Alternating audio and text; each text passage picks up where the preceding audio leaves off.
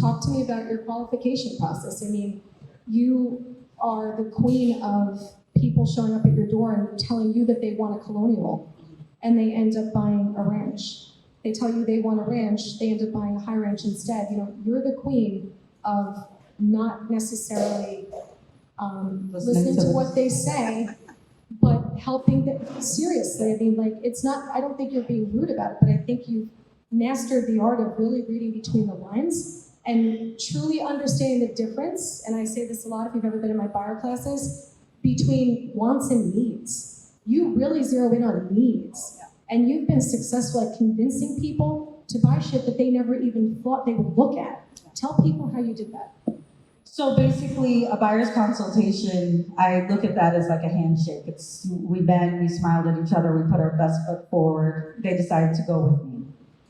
Now I actually watch them on every showing. I listen to what they're saying, or my showing specialist, Tiffany, she reports back what they're actually saying as they walk through the property. And we encourage people to be very verbose. We strike up conversation that they might think is idle conversation, but it's really fact gathering for me, because you said that you don't want a fixer-upper. This is one of my clients. This is a great example, actually. I would like you to tell that story. It's a great example. She didn't want a fixer-upper. She was buying her first home from a co-op. I sold the co-op. She was buying her first move-in ready home. And we looked in Connecticut at first, actually.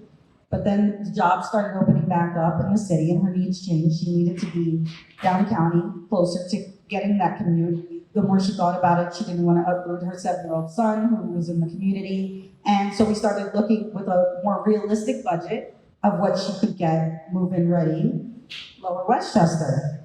And I'm watching her walk through $850,000 homes, complaining about the kitchen renovation, complaining about the bathroom renovation. So even though they're brand spanking new, they weren't to her liking. So I made sure I heard her when she kept talking about the neighborhood.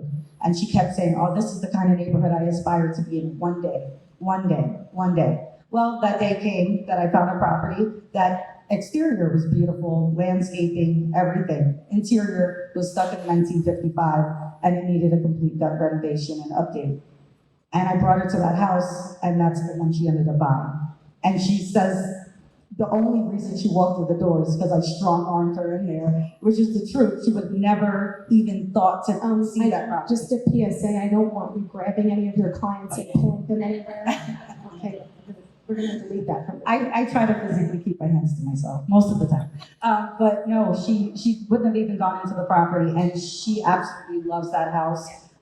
She's living in an in-between dwelling right now because the co-op sold and a post-possession closing. And she needed a little extra time, but she loves her contractor still, which is like a miracle, almost to the end of the project, and she, moreover, loves her home. That's amazing.